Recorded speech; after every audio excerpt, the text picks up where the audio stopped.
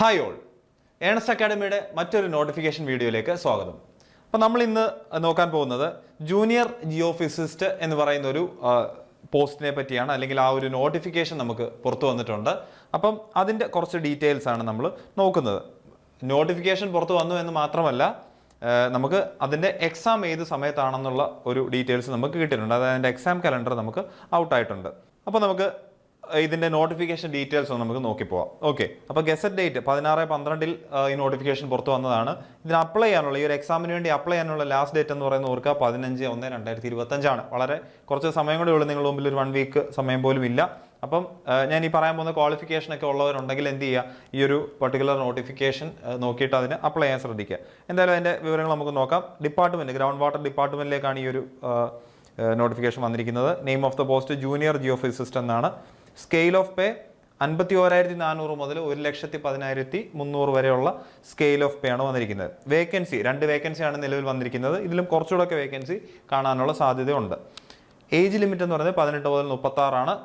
3 മുതൽ 5 വരെയുള്ള 3 to 5 years age relaxation ഉണ്ടെന്നുള്ള കാര്യം നിങ്ങൾ ഓർത്തിരിക്കുക. അടുത്തായിട്ട് നമ്മൾ നോക്കുന്നത് ഇതിൻ്റെ ക്വാളിഫിക്കേഷൻ ആണ്. അപ്പോൾ ഇതിൽ ശ്രദ്ധിക്കുക, master's degree in geophysics with not less than 50% mark എന്ന് പറയുന്നതാണ് അതിൻ്റെ ഒരു ബേസിക് ക്വാളിഫിക്കേഷൻ എന്ന് പറയുന്നത്. അതായത് masters in Jio physics.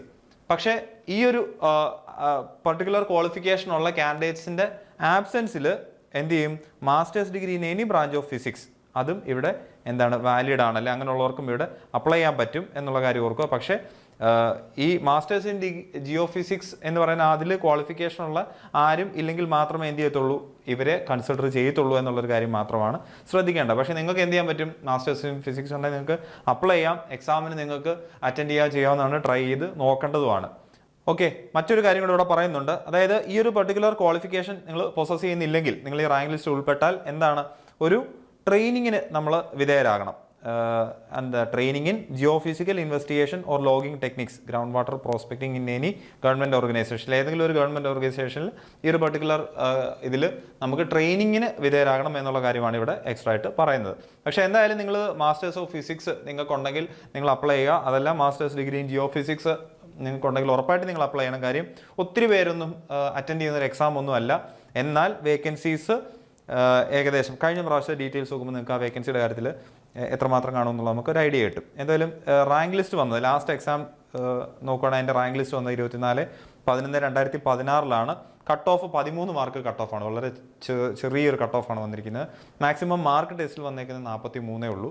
Total advice പോയിരിക്കുന്ന 7ആണ്. മെയിൻ ലിസ്റ്റിലെ കാൻഡിഡേറ്റ്സിൻ്റെ എണ്ണം 6 ആയിരുന്നു. അത് 6 പേരുടെ ഉള്ളൊരു ചെറിയ മെയിൻ ലിസ്റ്റ് ആയിരുന്നു വന്നിരുന്നത്.